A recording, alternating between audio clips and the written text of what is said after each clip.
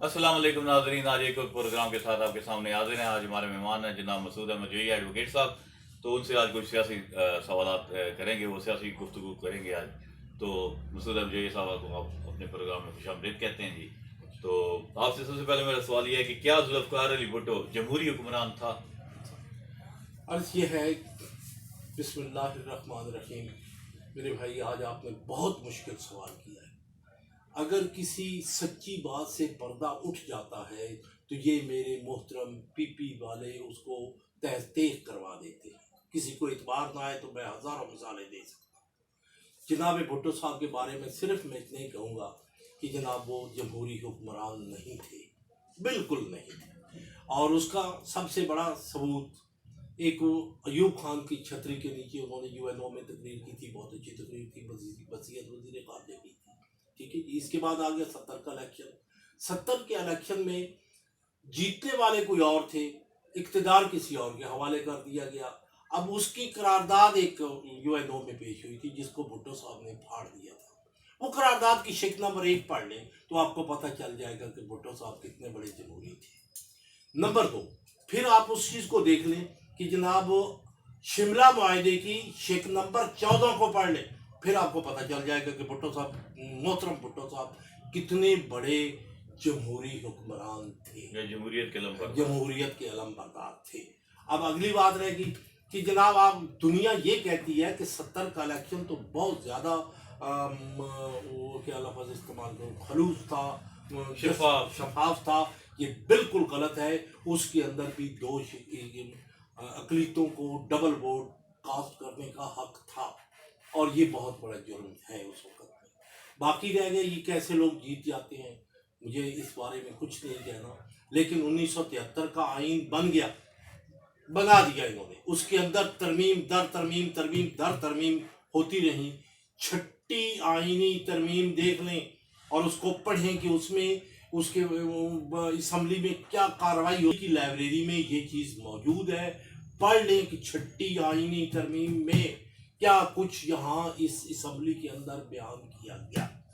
اب آئیے اس طرف، مجیب الرحمن کے 6 نکات تھے۔ مجیب الرحمن یہ کہتا تھا صدارتی نظام، اور ان 6 نکات کے تحت میں آئین بناؤں گا۔ اس نے بنایا نہیں ہے، اس کو بنانے ہی کسی نے نہیں دیا۔ بھٹو صاحب یہ کہتے تھے کہ جناب یہ پارلیمانی جمہوری نظام ہوگا جو آج ہمارے پاس ہمیں ڈیلیور نہیں کر رہا۔ یہ ان کا تضاد تھا، اس کو اقتدار نہ ملا بلکہ ٹوٹ گیا۔ فوج نے ہر چیز کو سنبھالنے کی کوشش کی لیکن فوج بھی کامیاب نہ ہو سکی۔ اس کا رزلٹ یہ نکلا کہ یہ 1973 کا آئین ہمارے بغل میں آ گیا، جو کہ بالکل لینے دینے، لوٹ کھسوٹ کا دوسرا نام یہ پارلیمانی جمہوری سسٹم ہے جس کے تحت ہم چل رہے ہیں۔ اب اگلی بات دیکھ لیں کہ جناب 13ویں ترمیم غالباً 13 نمبر ہے، جس کے اوپر ہمارے چیف جسٹس صاحب نے، جس کے اوپر میرے چیف جسٹس سجاد علی شاہ نے قربانی دی تھی، نواز شریف نے اس شک میں کیا کیا تھا؟ وہ شک یہی تھی کہ کوئی، سادہ لفظوں میں، کوئی پارلیمانی ممبر، کوئی اسمبلی کا ممبر پارٹی ہیڈ کی اجازت کے بغیر کہیں ووٹ کاسٹ نہیں کر سکتا۔ وہ فلور کراسنگ کو روکنے کے لیے تھا۔ نہیں، یہ تو اگلے وہ کہتے ہیں نا کہ یہ فلور کراسنگ کا مسئلہ ہے، میں اس کی اصلیت سے پردہ اٹھا رہا ہوں۔ تو اب انہوں نے کیا کیا کہ اب انہوں نے وہ 13ویں ترمیم بنا ڈالی جس کے اوپر سجاد علی شاہ صاحب کو قربانی دینی پڑی، اور پھر وہ ترمیم آج بھی چل رہی ہے۔ اس کے تحت اگلے کام ہوتے گئے کہ کوئی بندہ اب پارٹی ہیڈ کی اجازت کے بغیر کسی دوسری پارٹی کو ووٹ نہیں دے سکتا، ٹھیک۔ اگلی بات آ گئی، اب آ گئی 18ویں ترمیم۔ کیا کیا اس میں؟ یہ 33 افراد، 33 ممبران کے اوپر کمیٹی تھی، اور اس کے ہیڈ جو تھے وہ جناب اسحاق ڈار صاحب تھے، اور کمیٹی کے اندر جو لوگ تھے ان میں سب سے بڑا یہ اس کا نام ہے رضا ربانی۔ یہ پیپل پارٹی اور نون لیگ کی ملی بھگت کا نتیجہ ہے، اور ملک کو ٹوٹے اور توڑنے کے بالکل مترادف ہے، بلکہ ہم اس رخ پہ جا رہے ہیں، چل رہے ہیں۔ کہ ہم اس ملک کو توڑ دیں، ٹوٹے ٹوٹے کر دیں. وفاق کے پاس یا وزیر اعظم کے پاس تو اختیار انہوں نے چھوڑا ہی کوئی نہیں. وہی بلکہ پچھلے دنوں جو ایک بات آئی ہے کہ 25 کلومیٹر کا علاقہ ہاں رہ گیا ہے بالکل، وفاق یہ کے پاس. صحیح بات ہے، صحیح بات ہے. آپ دیکھ لیں کس صوبائی حکومت کے پاس، صوبائی حکومت کے پاس یہ ایجوکیشن ہوتا ہے، کس صوبائی حکومت کے پاس جناب زراعت ہوتی ہے، کس صوبائی حکومت کے پاس وہ ایک تیسری جو ہے جی ان کی آئین کی امینڈمنٹ صوبائیوں کے پاس ہوتی ہے. یہ کہاں کی بات ہے؟ یہ کس ملک کی بات ہے؟ انہوں نے تو ملک کو توڑ کے پھینک دیا ہے، اسی لیے تو یہ ڈیلیور نہیں کر رہا. اور یہ بار بار یہ فکرہ کہتے ہیں کہ مل بیٹھے. اس کا مطلب ہے پچھلے جو ہمارے کرتوت ہیں ان کو چھوڑ دیں اور جناب مل بیٹھ کر آگے بڑھیں، آگے اور قرضے اٹھائیں. قرضے دینے والے اور بیٹھے ہوئے ہیں. تو اس طرح کر کے یہ آگے کام چل رہا ہے. جب تک 18ویں ترمیم موجود ہے پاکستان ترقی نہیں کر سکتا. جناب اس وقت اس میں ہر پارٹی کا مفاد ہے. اس موجودہ 18ویں ترمیم میں ہر پارٹی کا اختیار ہے، کچھ نہ کچھ مفاد ہے. اس لیے یہ تو اس کو بدلے گے نہیں. اب اس کو جب چیلنج کیا گیا 184(3) کے تحت تو میرے محترم کسی صاحب نے 19ویں ترمیم پاس کروا لی اور باقی اس عوام کو شترے بے مہار کی طرح بے لگام چھوڑ دیا کہ ان کے اوپر یہ سیاسی لوگ زرداری اور نواز شریف ملی بھگت سے حکومت بھی کرتے رہے اور ان کے عوام کے خون پسینے کی کمائی بھی لوٹ کر کھاتے رہے. یہ تو ہماری 18ویں ترمیم ہے جس کے اوپر ان کو سب سے زیادہ تکلیف پچھلے دنوں بلکہ کہا گیا تھا کہ جس طرح 18ویں ترمیم کے بعد جو ہے قرضے جو ہے وہ صوبائی حکومتیں لیتی ہیں اور واپس جو ہے وہ وفاق جی بالکل یہ بھی ہے. اس میں 130 سکیں جناب محترم رضا ربانی نے بدلی ہے. 130 سکیں، 131 وہی 30 سے زائد ہیں کچھ. یہ 18ویں ترمیم کا فروٹ ہے ہمارے پاس، جو کہ مسٹر زرداری اور مسٹر نواز شریف نے ملی بھگت سے لوٹ کھسوٹ کے لیے اپنی باریاں بنانے کے لیے یہ انہوں نے ہمیں دیا ہے. اور محترم اس کو بھی یہ 184(3) کے تحت جس کو اختیار تھے اس نے اس کو اوکے کیا اور 19ویں ترمیم حاصل کر لی. 19ویں ترمیم کو ذرا پڑھ لیں. میں یہ وائرل کے اوپر عرض نہیں کرتا. محترم وکیل صاحبان بیٹھے ہیں، اس کو چیک کر لیں گے وہ کیا ہے کیا نہیں ہے. یہ کچھ ہے ہمارے مطلب آپ کہتے ہیں کہ 18ویں ترمیم کو کم از کم یہ بالکل ریوائز ہونی چاہیے، ریولٹ ہونی چاہیے. یہ ملی اس 2 وجوہات کے اوپر ہو سکتی ہے. یہ ایک تو اس کے اوپر ڈیبیٹ نہیں ہوئی.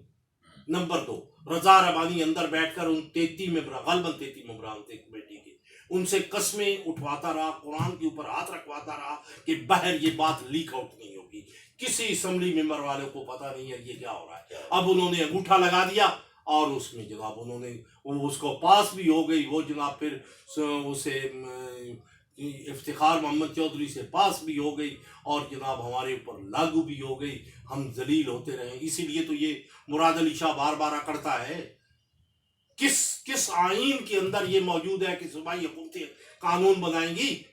نہیں ہے. لیکن ہمارے انہوں نے ڈالی ہوئی ہے. اب ان کو فائدہ تھا، ان کو مفاد تھا، اس حساب سے انہوں نے اس کو آگے بڑھا رہے ہیں، اس کو آگے چلا رہے ہیں. اور اس کے علاوہ پیسے جو ہیں اب وفاق کے پاس آ گئے، پیسے آ گئے جی، ٹیکسز کے آ گئے. اس میں سے 58.5 ہو گئے. یہ آپ پرانی بات کر رہے ہیں. یہ پہلے والے جو ہے نا جس میں کنکریٹ اب 43% جو ہے وہ صوبائی کے پاس ہے، وفاق کے پاس ہے. اور 57 جو ہے یہ صوبائی حکومتوں کے پاس چلے جائیں. اور پھر اب یہ پیٹتے ہیں جی. اب کرونا آ گیا، یہ بیماری آ گئی، ہیلتھ ان کے پاس جا چکا ہے. تو یہ اب اس کا سر پیٹتے ہیں وفاق کا کہ ہمیں پیسے دو. کیوں دے پیسے وفاق؟ جب آپ نے 18ویں ترمیم بنا لی ہے تو وفاق خود مختار ہو گئے آپ. اگلی بات آ گئی یہ زراعت کے سلسلے میں. اب یہ اس کے لیے صرف پھوڑ رہے ہیں کہ جناب ہمیں وفاق دوائیاں خرید کر دے، ہمیں جہاز خرید کر دے. کیوں؟ جب آپ زراعت کو لے ادھر گئے ہیں. ہائر ایجوکیشن کا مسئلہ آپ جب صوبائی حکومتوں کے پاس لے کر گئے ہیں تو اب آپ وفاق آپ کا کیا کرے؟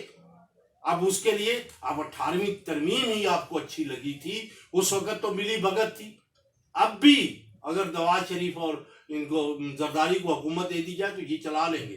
क्यों? क्योंकि इनको कर्जे भी मिलते हैं, ये तो सेकुलर ज़हन के लोग हैं, और इनको जनाब उधर से कर्जे भी मिलते हैं, और ये सारी चीज़ें इनके हक में जाती हैं, इसीलिए इसके ऊपर इनको बहुत ज़्यादा दर्द और मतलब 18वीं तरमीम बना ली, यानी कि सुबह खुद मुख्तार कर ली है, लेकिन जब इनके पास उतनी हुकूमतें ना रही, मरकज में हो रहा है, सूबों में हो रहा है, हाँ। और उसमें ये कह रहे हैं कि अब इख्तियारात हमारे पास हों और अखराजात जो है वो अखराजात बात करें। वफाक अदा करें। बिल्कुल एग्जैक्ट, आपने बिल्कुल मेरी बात से सही समझा है, यही चीज़ है। और वो गालबन 13वीं तरमीम थी जिसके तहत नवाज शरीफ हमारे चीफ जस्टिस ने कुर्बानी दी है। अगर नंबर सही नहीं है तो वो 14 होगा, 13 है, गालबन 13 है।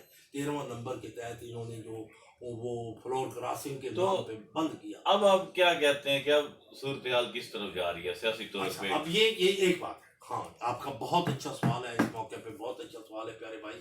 अर्ज ये है कि जो पहिया आगे चल पड़ता है वो रिवर्स नहीं हो सकता, वो रिवर्स नहीं हो सकता।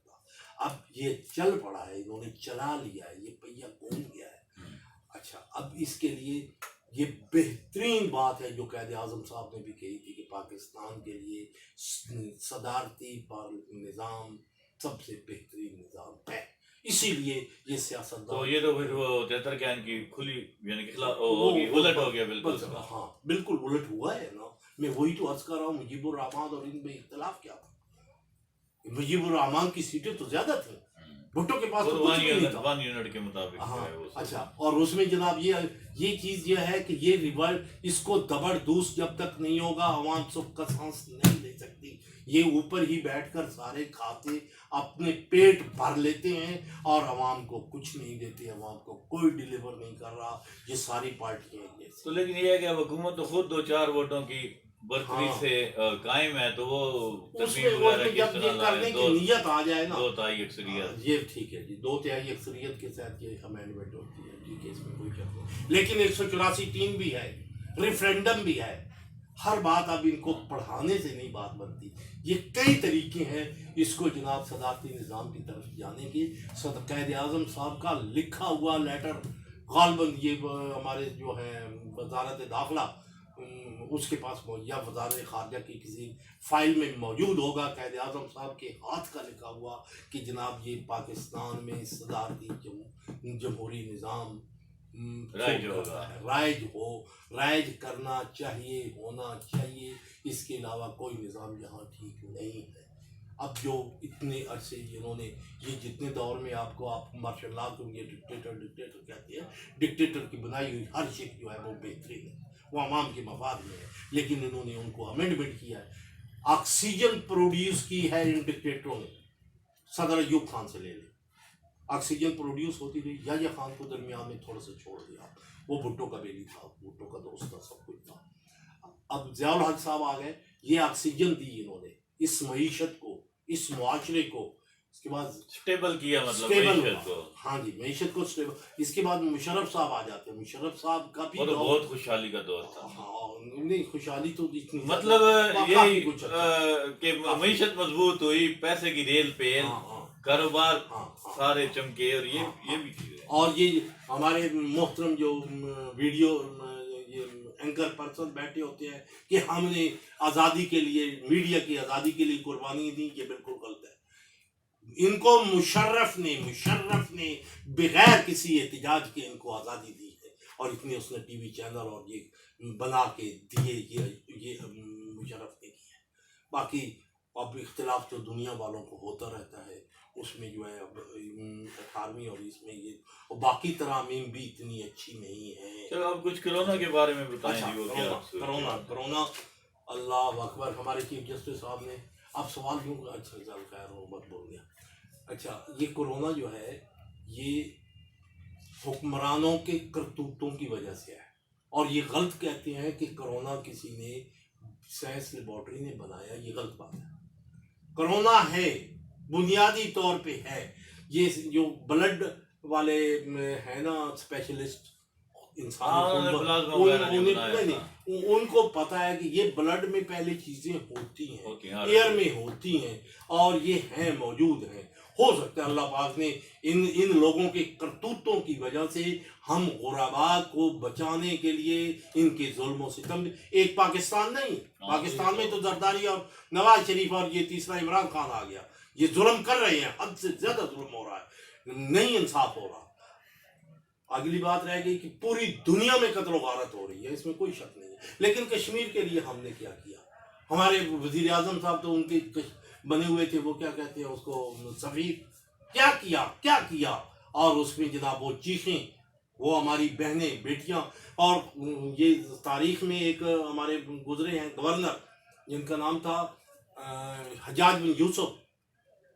حجاج بن یوسف کوئی تاریخی اچھا گورنر نہیں ہے, لیکن اس آدمی کے پاس جب ایک آواز پہنچی تھی دیبل سے, ایک بچی کی چیخ و پکار میں اس کو نہیں بیٹھنے دیا, اور اس نے محمد بن قاسم کو بھیجا جو فاتح حاصل فاتح سندھ جس کو کہتے ہیں. تو یہ اب کشمیر ہمارا ہے, اور ان لوگوں کو یہ سمجھ نہیں آ رہی کہ ہم نے کیا کرنا ہے. اس نے تو غاصبانہ قبضہ 47 سے کیا ہوا ہے. اب یہ لوگ دیکھ رہے ہیں جناب معیشت کو ہم مضبوط کریں گے. اللہ پاک یہ کہتا ہے جن کی فکر معیشت کی ہوتی ہے میں ان کو پکڑ لیتا ہوں. یہ قرآن سے میں حوالہ دے رہا ہوں. اور دوسری جگہ قرآن کا یہ حکم ہے. یہ مسٹر عمران خان جس کو انصاف کا پتہ ہی نہیں ہے کیا ہے, اور وہ سورۃ نساء کی آیت نمبر 65 میں کہ اگر پڑوسی آپ کو بلائے مدد کے لیے تو اس کا دروازہ توڑ کر بھی اس کی مدد کو پہنچو. یہ قرآن کے الفاظ ہیں, میرے اوپر نہ رہیں, اس کو دیکھ لیں. 65 سورۃ نساء کی آیت نمبر 65 میں یہ چیز موجود ہے. تو وہ مطلب یہی والی صورتحال جو ہے کرونا نہیں جائے گا جب تک یہ سارے, اب میں چلو اس رقیب جسٹس کی طرف آ جاتا ہوں. محترم میرے, یہ سارے میرے سے چھوٹے ہیں. ایک ظفر بھائی ایک بات یاد رکھیں, یہ بات ہے کہ جناب اللہ کی طرف رجوع کرو, اللہ سے معافی مانگو اپنے ظلموں کی جو آپ نے انصاف پر ہوئی. ایک تو اور ہمارے ذہنوں میں غلط کنسپٹ ہے کہ جناب عدالتیں انصاف دیتی ہیں, عدالتیں انصاف نہیں دیتی. انصاف حکمرانوں نے دینا ہوتا ہے. عدالت کا کام ہے کہ وہ دیکھے کہ انصاف ہوا ہے یا نہیں, یہ عدالت کا کام ہے. اب دیکھیں, جب اللہ ہمارے ساتھ ہوگا تو کرونا کچھ بھی نہیں ہے. لیکن اگر پھر ہم مانگنے کے اوپر رہ گئے, ہم اللہ سے نہیں مانگتے, ہم دنیا کے آگے کشکول لے کر کھڑے ہیں کہ ہمیں پیسے دو ہماری پیسے اٹھا دو, یہ کرو وہ کرو. اللہ سے کیوں نہیں مانگتے اور ان کو سبق دے کے لیے یہ حکم کر دے یار. اگر چیف صاحب میری بات آپ تک پہنچ جائے تو خدا را ان کو کہو کہ اللہ سے گڑ گڑا کر معافی مانگو اور انصاف کرو معاشرے میں. پھر تو آپ بچ سکتے ہیں کرونا سے.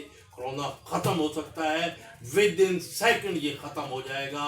یہ کوئی سائنسی بلا نہیں ہے. یہ دنیا والے غلط کہتے ہیں کہ یہ فلاں نے تیار کی ہے, لیبارٹری میں بنائی ہے.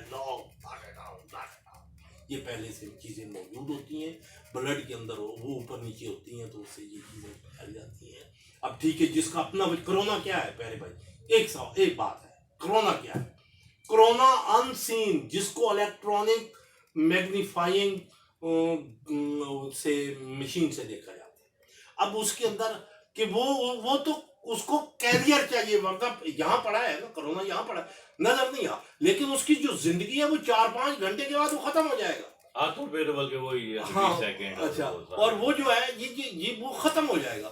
لیکن ہم کیریئر بنتے ہیں کہ جب ہم ان کو اپنے پھیپھڑوں میں انہیل کرتے ہیں تو اس کے بعد اس کا یہ کام چلتا ہے کہ جناب وہ جاندار بن جاتا ہے, جڑا بن جاتا ہے, طاقتور بن جاتا ہے, ہماری امیونٹی کو کھانا شروع کر دیتا ہے. جب اس کو کیریئر ملتا ہے تو ہم اس کا کیریئر نہ بنے. اس لیے یہ احتیاطی تدابیر بھی بہت ضروری ہے. تو جناب رسول اللہ صلی اللہ علیہ وسلم نے یہی کچھ فرمایا ہے. میں یہ نہیں کہتا کہ کہیں قیامت نزدیک ہے, لیکن دیکھیں مسجدوں میں سے ہمیں نکال دیا گیا, طواف ہمارا رک گیا. اور یار ہم کدھر جائیں, کدھر جائیں. حکمرانوں نے تو اپنا چورن بیچا, جس مقصد کی خاطر کیا, اب وہی نواز ہے. اگر تیسری دفعہ وہ نہ بنتا تو کسی کو پتا تھا کہ انہیں یہ کھربوں روپے ہمارے چرائے ہوئے ہیں. اگر تیسری دفعہ بنا ہے نا تبھی, اگر تیسری دفعہ نہ بنتا تو کسی کو کوئی پتہ نہیں تھا. ہر چیز ختم ہو جاتی, دفن ہو جاتی. اب یہ زرداری صاحب نے زیادتی کی, پتہ نہیں اللہ پاک اسی لیے کروا رہا تھا کہ اس نے ننگا ہونا تھا. ہم غریبوں کا مال کھایا ہوا ہے. باقی سب ٹھیک ہے. بہت شکریہ صاحب. انشاءاللہ آئندہ بھی آپ سے بات ہوگی. جی ناظرین, تو آج کے لیے اتنا ہی. انشاءاللہ ملتے ہیں پھر کسی اور پروگرام میں. بہت شکریہ.